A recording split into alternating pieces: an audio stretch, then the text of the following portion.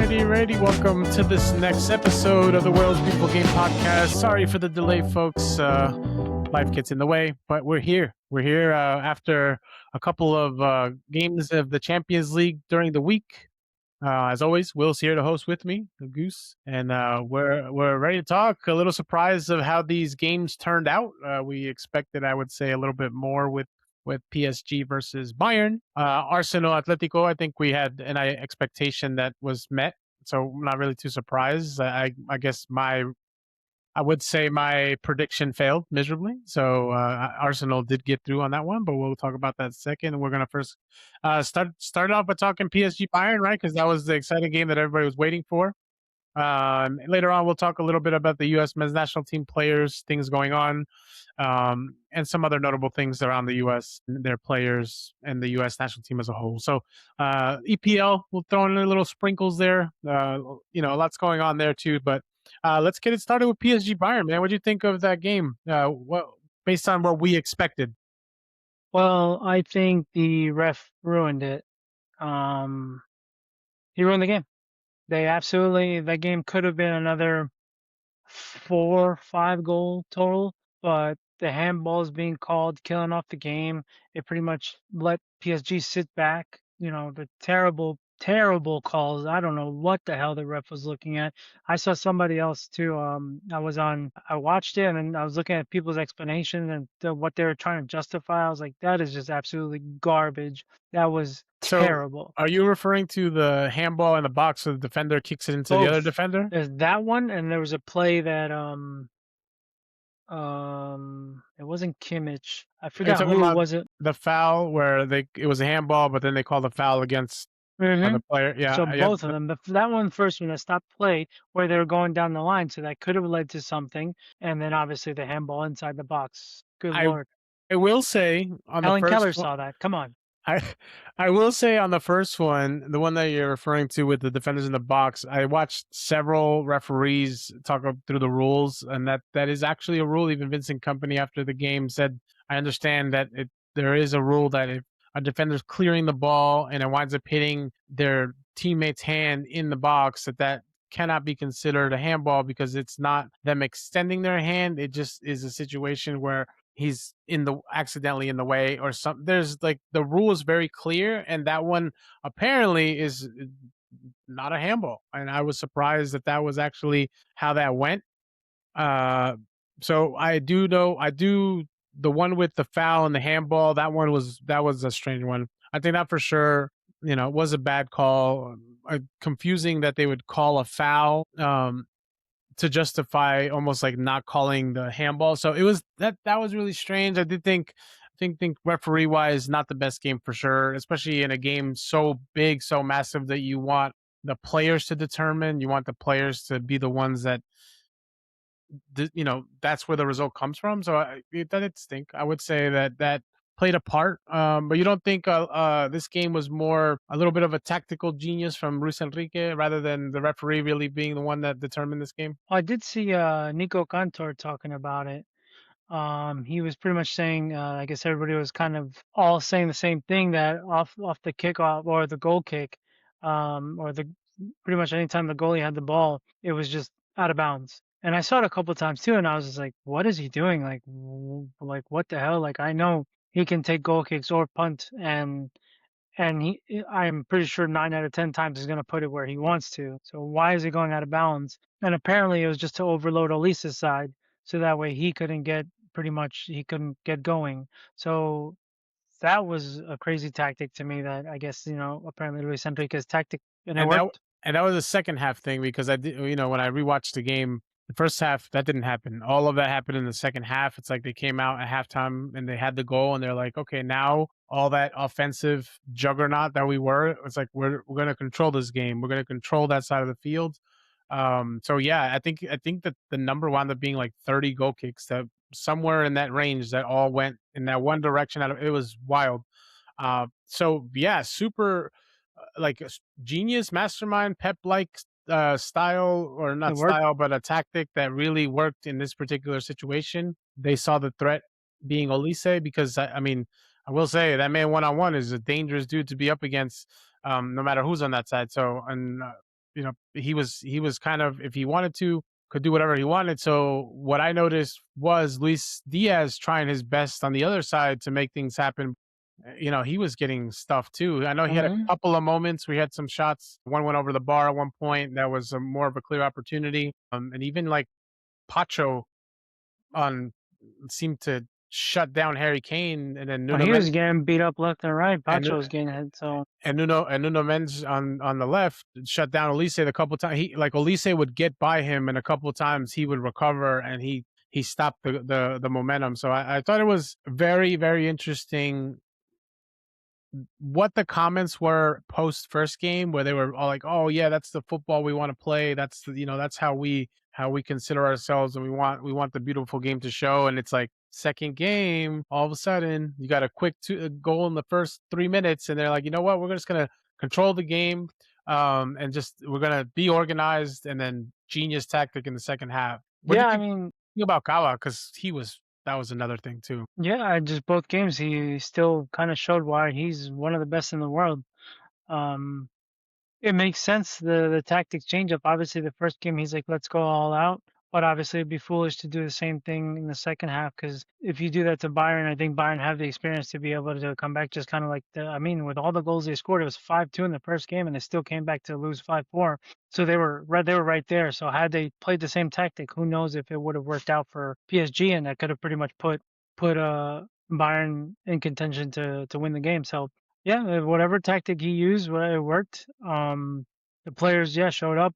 Diaz and Marquinhos were fighting. They definitely had a great battle going on. So from I guess people trying to get to learn the game or know the game, it wasn't exciting the second game. But from a footballing aspect, it was beautiful. It was executed the way you want to see it and for them to go. I know we were talking in the group chat, kind of like how everybody hates PSG, and that's how I was. I hated PSG, but I guess I realized it's because Mbappe was on the team. Because now that they played, I mean, I wasn't mad because there's a lot of players like Kava, Dembele, Due, Menj, Vitinha, literally like the whole team. There's not a single player on the team Zaire that Emery, yeah. yeah, that I don't like because they play well. They just play. Luis Enrique as a coach is great. Um, yeah, so it's hard to not like that team. Yeah, I think more people like Bayern just because of the people they had, the history, and obviously it's a bigger footballing culture than French league. How I much mean, you France is a big culture, but how much do you think it was like everyone pushing for Harry Kane to get that big trophy? that too, everybody wants Kane to. He left Tottenham finally, so he broke that curse and he did win the title. But it would have been nice to see him, get a Champions League because I think he deserves it. For him to still score in the dying moments, he didn't give up, obviously.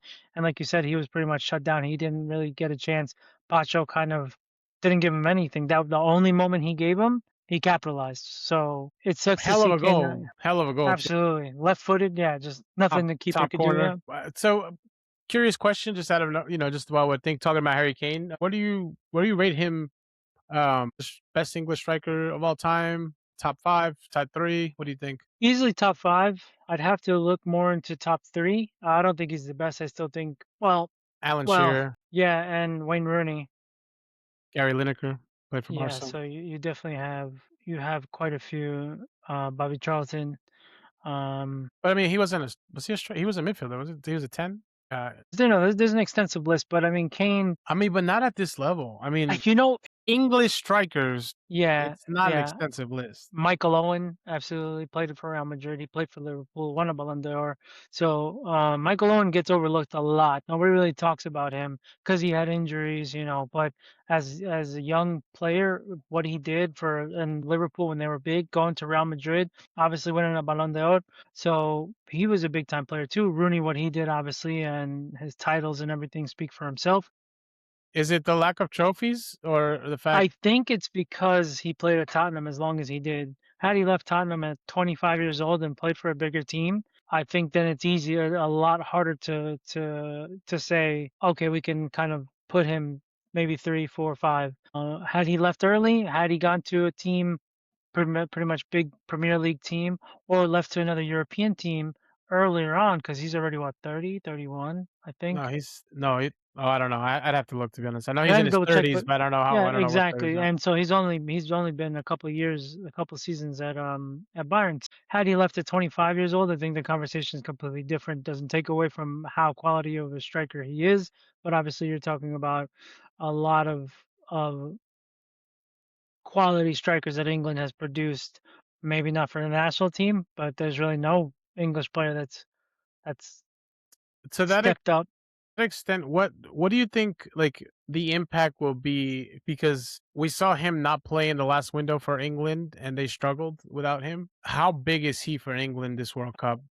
100. He's And how big probably and number how one or two guy. and this is my, like, I was gonna do a take on this on my own and do a post, but I think it's good for us to talk about when he's no longer on the national team in the next, like, he might still play the Euro, next Euro, but then That's probably it. he's probably done Yeah. after that.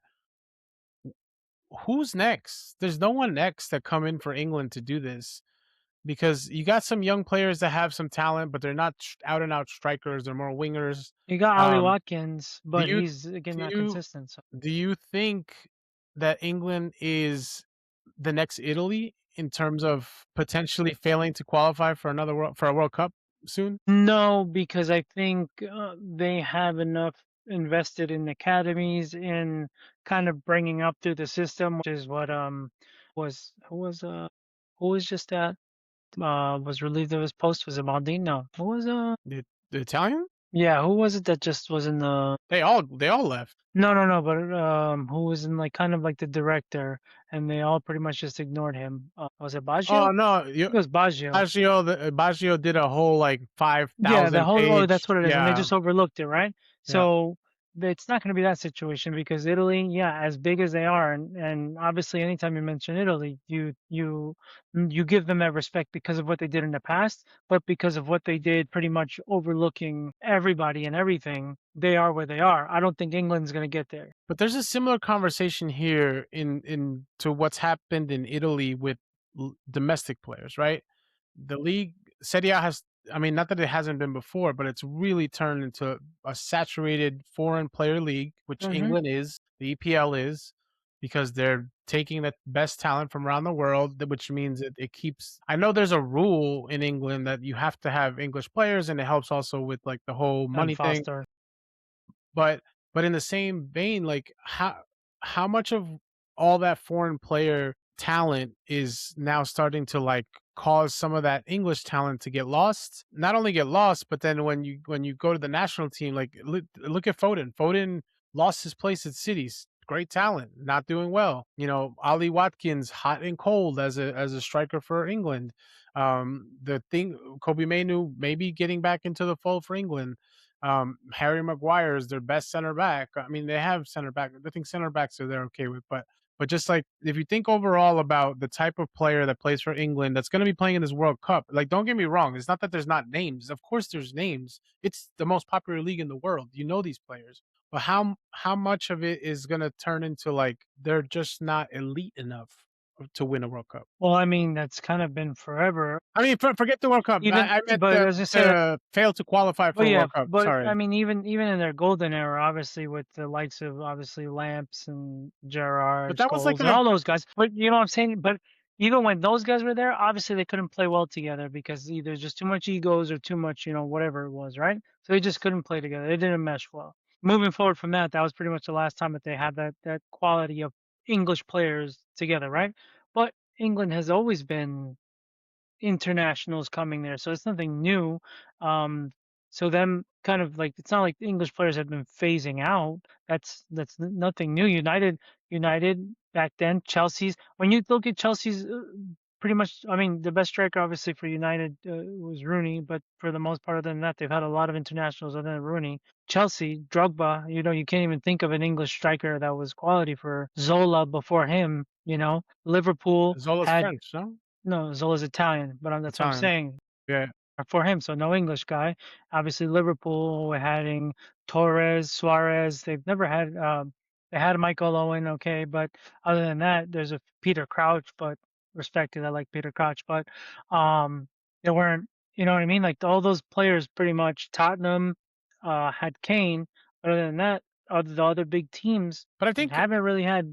I think you're kind of making a little bit of my point, though. My whole thing is like Italy's going through this terrible drought now of several cycles. I think England's going to get there at some point because it's not that they don't have enough players. Players they have. Everybody has players. But if they run into like something like Italy did, where like the best players that you're bringing can't play together, don't get enough time, they're not like who's the one guy like right now, this England team, the one guy that's going to do anything to make sure that they advance in like the group stages is Harry Kane. If he's on fire, boom, they'll make it far. But if he can't score for them, they're in trouble. That's what I'm saying. Like it's not like just like that we know that they always fail at the World Cup. They always think they're going to win it, whatever. Their fan base they always want to win it, but that's just a desire. That's not like what's actually happening for England as a squad. Like you just said, they had a generation that had probably the best talent they've ever had. We don't see that anymore for England. That doesn't What do you exist. mean? They got Saka.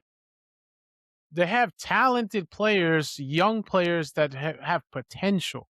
Do you think that potential is going to come to fruition to where you see? I don't ever expect to see that generation that they had in the 2000s that couldn't win, but I just don't see that. Like no matter what, look around the league. Like you can name all the names you want. None of them are going to be a Lamps. None of them is going to be a Gerard. You know what I mean? Like I just don't see it coming. No, but I don't see them falling into a Italy situation. No, I don't see that happening. Like I said, they might not have top tier talent, but the league is too big for it to fail for it to fail even on national level.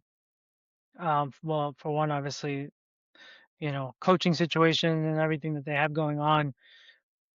But again, I don't expect them to win a World Cup, but I don't expect them to not be in a World Cup. Yeah, that's been my like I've been thinking about lately. That's like my hot take. Like agree, disagree. I think that the next big legendary country to fall like Italy did is going to be England. I think it's coming. That's what's coming home. Yeah, yeah. I'd Anyway, agree to disagree, but let's move on to Arsenal, Atletico Madrid. I mean, there's not much we can say to that I was besides back. I go. We're back. that was weird. Yeah. Not much we can say to that game besides Which one? KG, Sorry to cut off on me. Arsenal, Atletico Madrid. I mean, the game we Sure. expected. Arsenal, okay, advance. I Uh, was surprised. I will say I was a little surprised. Atletico Madrid had nothing. Like they, what was that Arsenal or was that Atletico Madrid? Like yeah, was it a good Arsenal game or was it Atletico Madrid just poor game? I was expecting the wrestling match not to be here, but to be on that game. Um, so I don't know. I guess Atletico was just gassed out. They just Arsenal. I think Arsenal just built confidence, enough confidence to play well. They have it over the last week, couple 3 games, 4 games now. They've had a Yeah. couple wins. So again, just obviously a snooze fest and just not fun football. But at the end of the day, that's the strategy. It worked. They won. Again, we both had Atletico winning and Arsenal pulled through. I keep seeing memes that Arsenal are fighting for their righteous place. They won that match so they can get second place, as where they're supposed to be.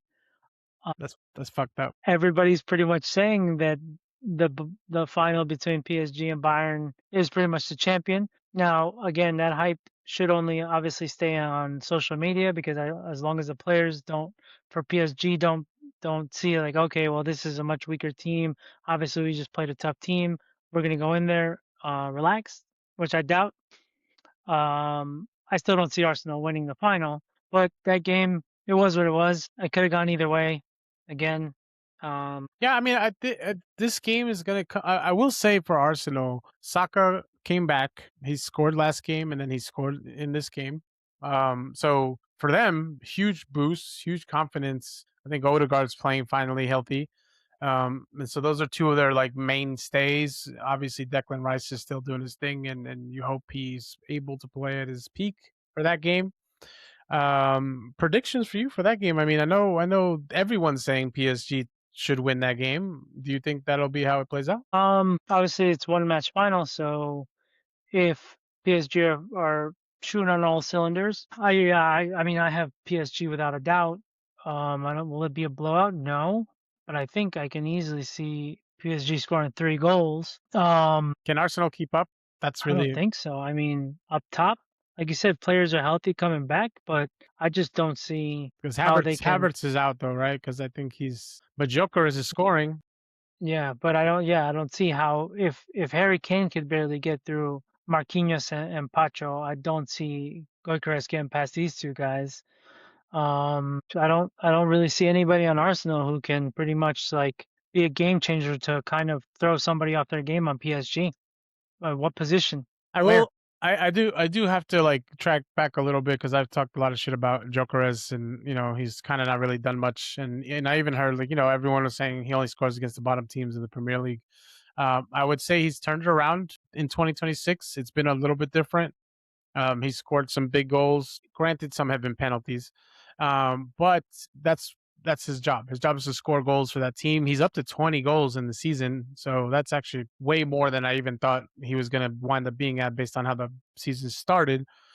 So that's what I mean. Like at this point, it seems like after the City game, the opposite of what we thought would happen is happening. That they actually got a boost of confidence, or they found the thing that kicked their ass to be like, all right, we don't fucking step up, we're done. So I think Bottle it again. I don't even know. I don't even know if that thought's in their head. I think they actually honestly might have found whatever the formula was to get that mindset turned around, and now they're like, I think it's going to be a decent game. Um, I I think so too. I think it's going to be low scoring because of how Arsenal plays.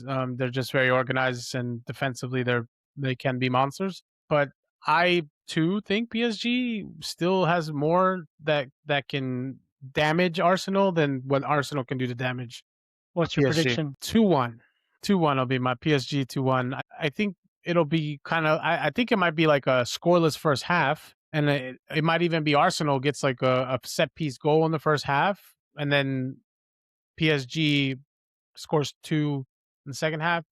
That's what I could see happening. I could see Arsenal trying to just frustrate the hell out of PSG, and then Luis Enrique finds some other crazy technique in the second half where he's like, "Okay, this is not working. Let's do this and let's see if that works." I'm gonna go 3-1 PSG, and PSG does what they do best and scores early. Back to I back think it's the champs. opposite. I think it's opposite.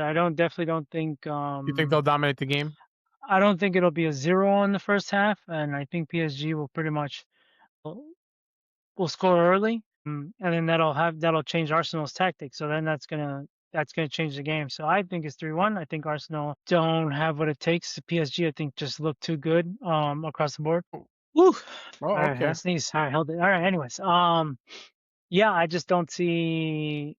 Uh, I don't see a chance for Arsenal. I mean, I don't even say I hope they prove me wrong because I don't want them to win. But um, I just think I don't see. I don't really see where they have a chance. The way PSG has just been playing, they don't look weak anywhere. I mean, I will say it's hard based on the first game that they had against Bayern. Like insane. And then seeing the tactic change in that second game against Bayern to shut them down and showing that they can play both sides of the ball like that, I think was super impressive. Arsenal, I think, is going to have to do quite a bit and maybe get one early to give themselves a chance. Because I think if they don't, then I think PSG has the ability to run all over them. So I got Dembele scoring at least easily a goal on them, so we'll see. all right, cool. Well, yeah, that another. Well, I will segue to say that with Arsenal getting to the final of the Champions League, that's now 3 English teams that have reached the final for each one of the European competitions. So we have in the Conference League, Crystal Palace, and then Aston Villa just beat the shit out of Nottingham Forest. Literally and physically, because Gibbs White's face. Well, actually, I don't know if he got beat up in that game, but Gibbs White's face Yeah, basically looked like yeah. looks like it happened during that game because they just destroyed them. So I mean, but that's big for the Premier League because there's always that conversation around are they actually the best league in the world or not? It's definitely the most entertaining, but I think they're proving this season that yes, competitively, all the teams are pretty stacked. If not stacked, they're very competitive, and we see it because the race this year for top and bottom has been insane. Or even the middle. Honestly, all the teams trying to get into Europa League, Conference League, it's been a fun season so far. We have like 4 games left, 3, I don't remember. But yeah, and I'll segue that into just United qualifying for the Champions League, beating Liverpool, uh, almost giving it away. I don't know what you thought about that game, but I'm happy they're in Champions League. Let's just put it that way. Yeah, no, exactly. I don't know. It just turned pretty a little sloppy. Just a couple of crazy changes and whatnot. Yeah, I mean they played well. They kind of did what they had to do. They obviously let off the gas a little bit, but they continue to show that they actually deserve to be up there. And Liverpool again, we were talking about their struggle and everything. I think it was just yeah, there's Yeah, nothing too much. this is one of those 6 point swing games that I like to call. Though it's not really, but it feels that way because obviously they were there. If they won the game, they're tied with us. But now that they're not, now we're 6 points ahead of them. So it cushion for United, guarantees that Champions League spot. With United going to 64 points, Liverpool staying at 58, tied with Villa. One thing that we haven't really talked about because we're trying to not dominate the conversation with United, but Ahmad and Bumo, ever since the African Cup, I've have seen it too. have People talking about it. Yeah, not like and I mention it because when Mbumo got subbed out, he looked frustrated, like he's mad that he's getting subbed off, but like he runs a lot, but more than that, like I think he got frustrated when he didn't get the ball from Bruno on the Sheshko goal because he made like a 60-yard sprint on the right, but the defense I think is what determined where that ball was going to go because Bruno feinted them to Mbumo, opening just an extra second for Sheshko. But even then, like the Ahmad giveaway in the middle, like I that was a shocking pass.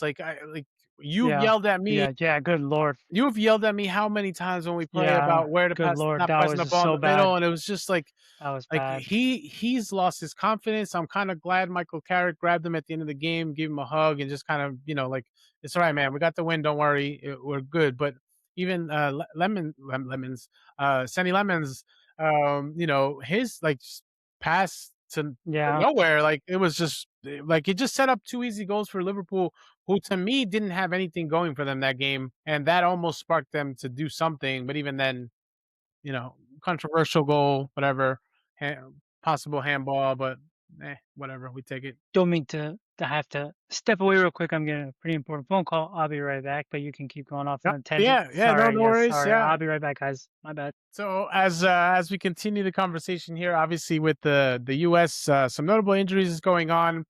We've had recent as today, as we're recording the pod, news that Tanner Tessman muscle injury that is potentially keeping him out the rest of the season. Supposedly not long term, so shouldn't affect his chances at a World Cup spot. But that seems to be a player that's got a potential to be one of the 26 for the 26-man roster that Pochettino will be in 18 days announcing. And another injury that has come across too is in Johnny Cardoso yesterday, day before, having a high ankle sprain, also going to keep him out the rest of the season. And that one is undetermined. They're not sure, or at least the reporting is that it's unsure whether or not he will be ready for the World Cup. Does that mean this coach maybe doesn't take a chance to take a player that's not healthy, or has he talked to Simeone enough to think that this player is someone that we need on the bench? Because when you really think about the U.S. national team, and no matter what the roster is, when you have to go to the bench to find a player that can help control the rest of the game or to start the game and help keep that midfield organized, is a player like Johnny Cardoso the player that can do that? Is it going to be him? Is it going to be Tessman? Because those two are fighting for essentially the same spot next to Tyler Adams if Tyler Adams is healthy. And Tyler Adams appears to be on the mend, having played for Bournemouth recently and being a part of that Arsenal victory that they had. So very interesting, these two injuries that are coming up. If those two don't get called up, or if they wind up being health scratches, does that mean Diego Luna comes in guaranteed? Does that mean Gio Reyna gets that opportunity because he's so on the fence with his talent? Two very interesting scenarios. And as we mentioned before, you know, this these two games that are coming up are going to be probably the roster that plays the World Cup. I mean, I can't imagine that anyone in that squad won't be the official. I think those games are happening after the. I would have to check. Anyway, so interesting developments late in the season, and we can see why some of these players have potentially chosen not to come play, or their club teams are asking them that when they play these friendlies that they just try not to play them too much, because we're getting late into the season right before the World Cup, and you're seeing a lot of these small injuries pop up, potentially serious injuries. And you hope all these teams have their best players to play, including the U.S. Obviously, as we getting prepared to root for them going into the World Cup and these last two final friendlies against Senegal and Germany for the send offs. But more on a positive note for Americans, we mentioned Crystal Palace in the Conference League final, so Chris Richards will be playing in that final for Crystal Palace. It's going to be an interesting scenario as well, because him being part of that final means that he most likely won't be part of the World Cup preparation. But that's our guy in the back. Chris Richards is the guy that's going to control that back line. He's our one guaranteed player besides Christian and Weston, probably, that are going to be a part of this roster. Another interesting thing too is see if he can stay healthy and get it through that final without getting injured. You cross your fingers that that won't happen. So, but we're excited to see an American play in another European final after Matarazzo winning the Copa del Rey in La Liga. So hopefully Chris Richards and Crystal Palace can get another European trophy there with Americans tied to it.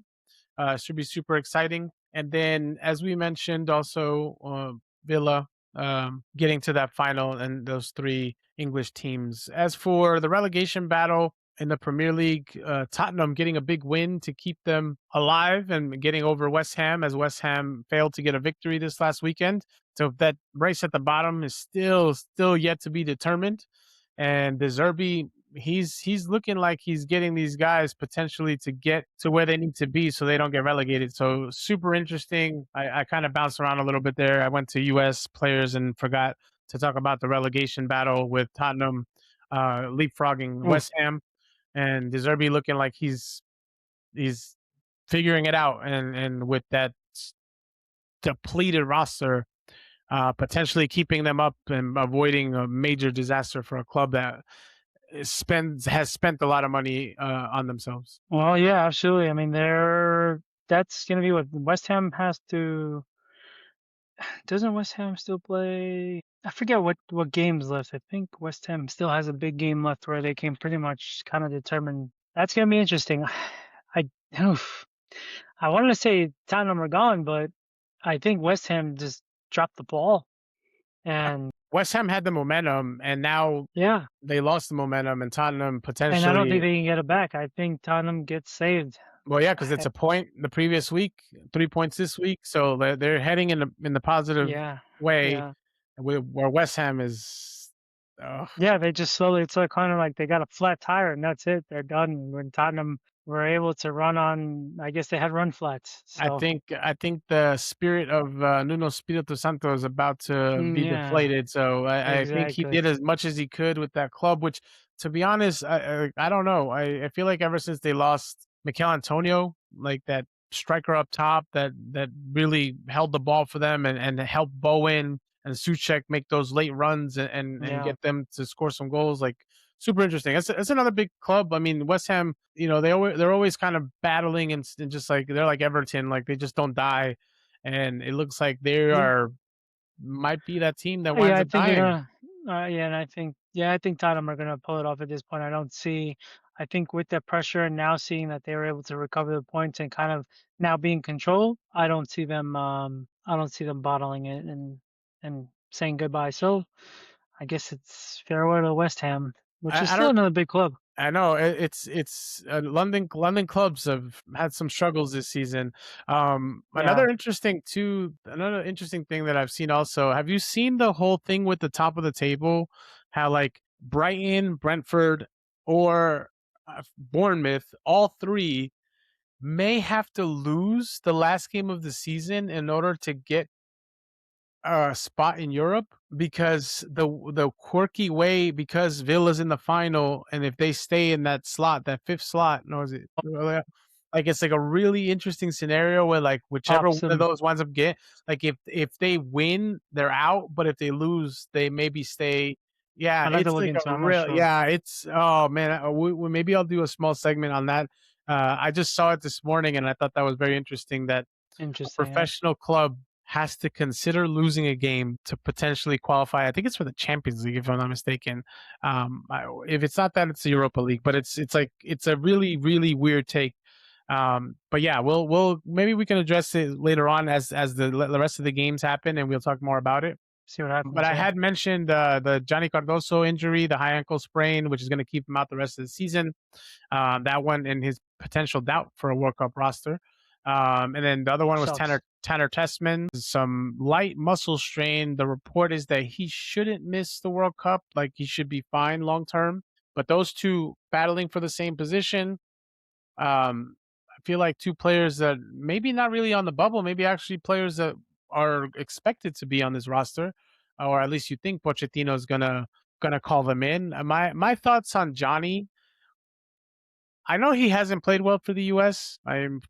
We're all super aware of that. He's had some really bad mistakes and just some performances that leave you questioning Which how somebody is. how it doesn't translate from from Patetico to.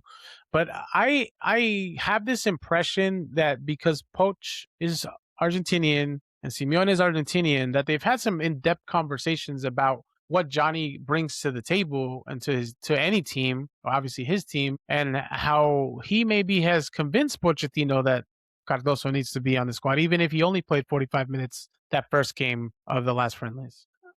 I don't really think there's much convincing. I think Cardoso, the fact that what he's been doing at the club level, for where he's playing, yes, I understand at national team level, but who on the national team has played well? So therefore, can't really. I don't think it sucks. It doesn't really say much for the fact that we just don't have players playing well, anyways. And when I see him play on the national team, he's a completely different player. It seems like he's trying to either cover for somebody, do something extra, do something that he doesn't normally do because he sees too many gaps or flaws, and then therefore it just makes him look worse, or makes him look like he's not doing something. Remember, there's so much off the ball movement that we don't see or that we don't notice that he's pretty much trying to recover, trying to do to not make it worse. So I think I would take it. I mean, again, he's kind of just where he's playing, what he's doing, and it's not like he's getting maybe 10, 15 minutes a game, and he's starting for Atletico, so therefore In a semifinal, mind you. exactly. So I don't see how you don't take him, how he's not a guaranteed pick just based on what he's doing. Um, How much of that is on Pochettino and how much on that is on Johnny Cardoso? well, Because remember these coaches. he's been through a couple managers of the U.S. national team where he's had Well, interesting performances. every coach is gonna scout their players. They're gonna be watching. Obviously, who's not watching Cardoso at this level? Being an American to get to where he's gotten to. So I think he's definitely, and I'm sure obviously he's calling Simeone. They're like old teammates, and they're definitely. So I'm sure he's definitely talked to him and say, hey, how's he in practice? How's he doing? And obviously, if Simeone's picking him consistently, that says a lot because obviously, Yeah, because you know, look what he's done to other players like João yeah, Felix, who's a exactly. talent. So yeah, so yeah, I don't see him uh, being left out. Again, I would definitely have him even when he picks his squad because remember he could pick the squad and if it finds out that he's not going to be able to make it back in time, you can always replace him before the start. So I think there's a limit now. There's only like one or two players that you can do that with if it like winds up do that being out. yeah. Well, yeah, wasn't he supposed to pick the squad like a month ago or 2 months 26, ago? 26, 18 days. But didn't he say he was going to do it on? He did, but I think he's waiting to see how the league finishes out. So we'll see. I mean, I think he can't be left off. A player playing in that kind of league, in that kind of tournament, with that kind of pressure, this is a tournament that's going to be the exact same pressure with maybe more pressure as the host nation. So Hmm. who else do you want in there besides him? I think him and Adams in that midfield would be phenomenal. I think it's I mean, as far as you mean starting or just on the team? starting. I think he should start. Starting. Obviously McKinney, Adams, Doso. I think Tillman. he's a good amount, but yeah, I was gonna say Tillman. I think Tillman has earned his. I think during the Gold Cup, he earned it, and obviously his play in the Bundesliga. So just all around on club ball So does and that all mean around. we bench Pulisic based on form? He's not getting benched. Doesn't matter. He's not getting benched. That's based on form, based on how he's playing. Yes, but he's our captain, so therefore you're not benching him. Um, so yeah, it's interesting what formation he's going to use. 4-1. I don't think he's obviously going 3-5-2, 5-4-1. It all depends on what he's going to do. Two false wing backs. Well, to that with the win back, Yeah. so I did want to just quickly shout out Alex Freeman, who's started the last couple games for Villarreal. Hmm. Big deal for a young player who's trying to make this World Cup roster, who I feel like should be on this World Cup roster because defenders wise, especially if Des won't be able to be fit in time for the World Cup, but you got to have him in there. I feel like Yeah. he's obviously not Des. We know Des what Des brings, but I think the closest thing that you have in that position is him. Like I don't there's Joe Scally's not going to give you what Alex No. Freeman will. And you know what? Landon Donovan and Beasley came through at an age this young. I know that's a different type of talent. They were obviously are one of the there were some of the generational talents that we had back in the day. But a guy fighting through to earn his spot for a team in La Liga who was a decent team. Yeah, that is always a decent team. And now he's had back to back performances of I think like 7 or 8 ratings. Ratings are what they are, but that tells you something. I think he's been the best rated player on the team for both those games. So huge confidence boost for him going into a period of time where he's waiting to see if he's going to get that call up for Pochettino. What do you think? You think he makes it? You think he gets called up? Oh yeah, no, I don't think without a doubt he is. Again, if Dest is healthy, obviously Robinson, he's not the starter. He's guaranteed sub, and anything happens, he is primed to start. So there's nobody. I can't even think of anybody else other than him. Those three, as far as the outside, those are the only three I can think of right now, like without a Well, doubt, like a guarantee. I will say, and I know he's had some really terrible games recently, but Max Arfstin has in the Nope, I he's don't care. he's done decent in the last few But he's games. still he's still not on the level of these three They're- for the yeah, national team. That's why I wouldn't say when it comes to without a doubt in our outside backs, those are the three I'm taking regardless. Then yeah, you can see if he's gonna come or not, and see who else is gonna in the mix. But those three without a doubt. no, that's fair. Yeah, I will say too, Luna obviously could be one that benefits from these injuries because I thought, yeah, I thought he had a guaranteed spot based on how he performed prior to the these Gold last several Cup and windows. Yeah, and he I seems think to be injuries and one everything. of the Just bubble ones, but he's been on fire the last few weeks in MLS. So yeah, again, we know it's I MLS think Poch likes him. I think Poch loves him because of his work rate. He's a workhorse. and He's a little pit creative bull. and creative. Yeah, and so whether obviously I don't see him starting. Even though if they started him, I wouldn't be against it. But I don't see it. But yeah, I don't see him being left I mean, out. it's a great player you bring off the bench for a spark, right? Like that's my thought with that Hmm.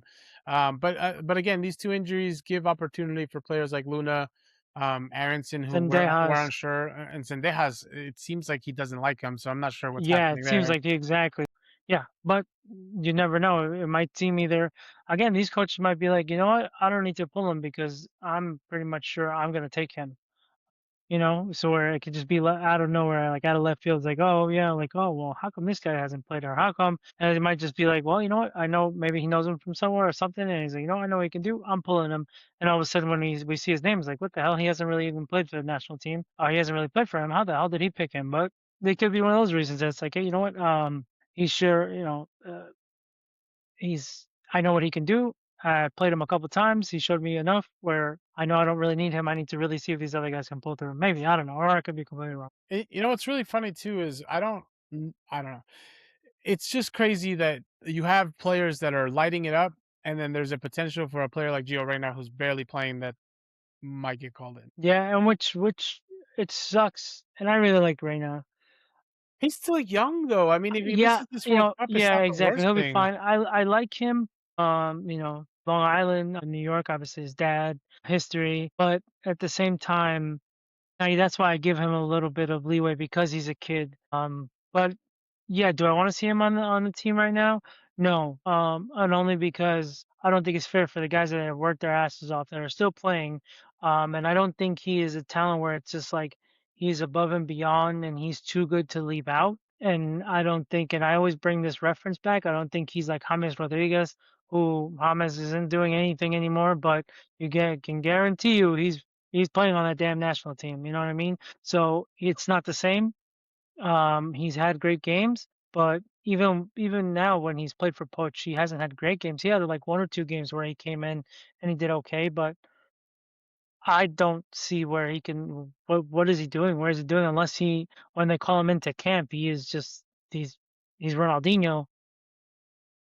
I think I don't see. I've I don't seen justify taking him. I've seen some of the US teammates say that yeah, he is really good. Like he's a really skilled, He is talented guy. absolutely And we've seen it. We've seen glimpses of it. So it's yeah, interesting. And I do want a to just team leave like off Dortmund takes you. yeah, and I will say like just to kind of like put a icing on the cake for this conversation. The US strikers, man, they are lighting it the fuck up in Europe. Balogun is on like a 10-game run. Pepe came back from injury and he's scored. I think he's had a brace. He's had consecutive 4 or 5 games he's scored now. And I I'm just hoping that continues into the World Cup, man. But I will say we still don't know what's up with Pepe because he hasn't played him in those friendlies, Hmm. and we have 2 send-off games that we would hope to see him get some time with it because again, playing well with the national team is a different story. Just like Johnny, like I know Pepe's a great sub for the U.S., but is that something of a consideration having 2 guys on the field potentially that could get you goals as opposed to just one? You know, like does that change That's how he wants to play the game? That's the thing because I mean we can talk about the strikes and how they're lighting it up, but they've been lighting it up for all the games that they played on a national team too, with their clubs, and they still don't do anything. So at this point, I don't even know. Like I don't have any confidence. Like Balogun's doing again form of his life. I mean he's still young, so this is the form of his life for now. But what has he done?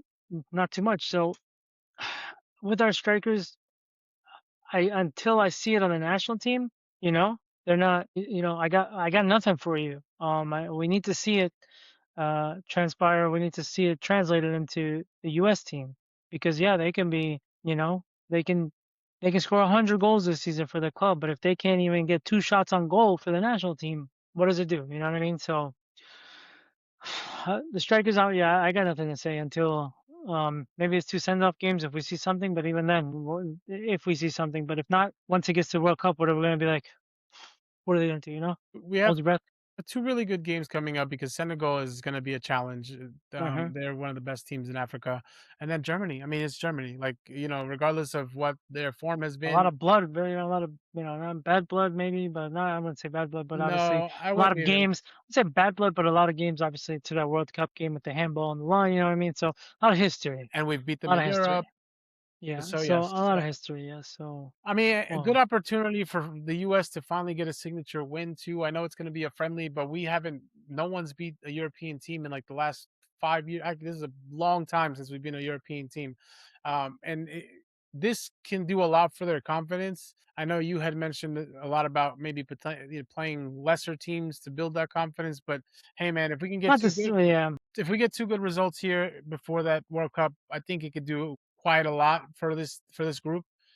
You hope that what they've done in first halves continues into the second halves of these games. Also, if they start off the same way, um, what do you expect to happen these next 2 games? yeah. I mean, going back to that, these send-off games, like I said, because at the end of the day, you're gonna get criticized from everybody not playing the game. If you play Fiji, obviously not, but you play Fiji and you win 10-0, you're gonna get criticized. Oh, they played nobody.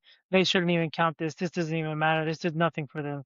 And now let's say they play Germany and they lose 5-0. Why the hell did they play Germany? What is this gonna do to their confidence? Now they're going to the World Cup with a terrible loss. You know what I mean? So either ways, you're doomed if you do, you're doomed if you don't. So for me, I would have played a much weaker team to build that confidence. You mean like Because Argentina? yeah, look what the teams that they have played. They're about to play Honduras here in the U.S. You see what I'm saying? Like, and exactly, and Honduras, unfortunately, they've always been no, they historically they were decent, but unfortunately they've been down. But that's who you want to play. You want to play teams to build your confidence going into a huge tournament, into the biggest tournament probably of the U.S.'s history. Because when we hosted in '94, we weren't anywhere close to what we are as far as where the talent's been, where they're going. Yeah, we had great players and we had a lot of pioneers that kind of started, trailblazers have started kind of leaving to the guys that are here now. But I think this is the biggest uh, stage for the U.S. We're hosting at home. We have a lot of players playing in big clubs, and I think we need all the. And we haven't played well, other than the Gold Cup. After that, it's been look at the last couple games that we played. We got embarrassed. So now we got these two games coming up. Senegal is not going to lie down. That's going to be a good game. I would have played a weaker African team. Um, that doesn't mean that they're still weak, maybe, but like you said, one of the best teams in Africa, so that's not good. And then we're playing Germany, which is a possible World Cup champion. So I don't like it. I think we definitely should have kind of done homecoming games where you usually play the weaker opponent to kind of build that confidence and kind of get your boost. Because even against those teams, you can still see these fringe players that you don't know who are going to go. You can see how they're going to play against these teams. But, if we play against, a team that's faster or stronger in Senegal or Germany, then we have to change tactics. We have to play differently, and the players won't get to kind of prove themselves as much as they want to because they don't want to get scored on, they don't want to lose, and that might change the play. So I think it's a bad choice.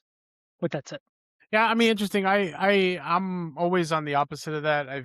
To me, you gotta if you want to beat the best, you gotta play the best. And I think having played the best exposed the U.S. quite a bit to the point where they're like, "Fuck, we have to figure this out."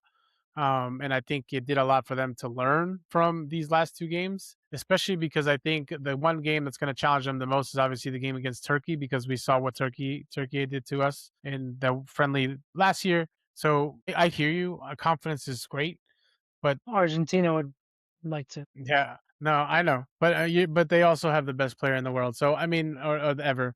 So like it's one of those things, man. Like I see the benefit in what you're talking about, but I also see the benefit in playing teams that you potentially can reach and play against in the knockout stages, and that's the ones you want to know that you can actually compete against. That's the ones you want to figure out how you compete against those teams, and I think that's why these games mean something more than playing a game that's gonna just make you feel good about yourself. Well, remember these send-off games. Most of these teams aren't going to go 100% except the fringe players because most of these guys know that they're on the team and they want to make it to the World Cup, so they don't want these couple of games to possibly hinder that, right? So the only ones that are going to kind of go at it are the players that don't know if they're on the team or not. So I don't think you're going to see Germany. I mean, Germany has so many players, so therefore it's a little different because Germany, even if it's not the starters that are going to play at the World Cup, those guys that are fighting for a roster spot could pretty much start on any U.S. team. So That's fair, but I will say that irregardless of that, like these games did you just are say irregardless? yeah, It's regardless regardless. regardless of that. God, good Sorry. lord. No, what I was gonna say was that although I do understand what you're saying that the fringe players are gonna be the ones that go all out, you gotta remember that these are the preparation games for the World Cup also. So they are friendlies, but these friendlies are a little bit different than the friendlies we've been watching. Yes, they're not gonna try to kill themselves, but there is gonna be a little bit of that in your mind, like, holy shit, this is how I impress to make sure that I do play in those games in the World Cup. So I think it matters more than what we normally would see from a friendly. But yes, the fringe players, this is their chance to be the ones that get the starting 11. So I mean, if anything, I would have played Germany first and then Senegal second because you're going from big to bigger. So if but it is what it is. I've said my hey, piece. the World Cup is a mountain you have to climb. It's what it is. That's what they're doing. On that It's note, not. You're not climbing when you're running backwards. on that note, this was a long one. If you're listening, if you got through the whole thing, keep watching, keep supporting, like, subscribe. Tomorrow I'm You going want to go watch the wrestling match? Tomorrow I'm going to a event here at Cowboy Stadium that's hosted by some soccer vendors. Vanta being one of them that does like a if you're people that are in not Dallas in Texas, I'll be in Arlington at Cowboy Stadium as they'll be having one-on-one tournaments, four-on-four tournaments. They're doing giveaways apparently. It should be a fun experience for it's not really a FIFA thing, but it's a big soccer thing, football thing for all those of us that are getting excited for the World Cup. So if you're out there, I'm gonna try to be out there trying to get some content for the pod and our Instagram page. So please follow, please watch, please like, please share. Just thank you for supporting us if you're supporting us. we hope to continue building this soccer community within our own world, and growing the game, doing our part to grow the game in this country. So, any last words from you, Will, before we sign off? No, just hopefully Valverde's good enough in time for the World Cup. Those I, of you that don't know, just go look up on it. supposedly it's fake. He said that it didn't really happen. So I don't know That's if what he that's the said, concussion but talking, or the 330, what is it, 30 million fans that said that they want Mbappe out. So I don't know who's and yeah, posting the all that. $1 million fine from the president to each player. I don't know, but on that note, On that note, who wins El Clasico? Barcelona. Uh, I got the shirt on uh, sale, so don't even worry about it. all right. And on that note, thank you guys again. See you next time. Bye.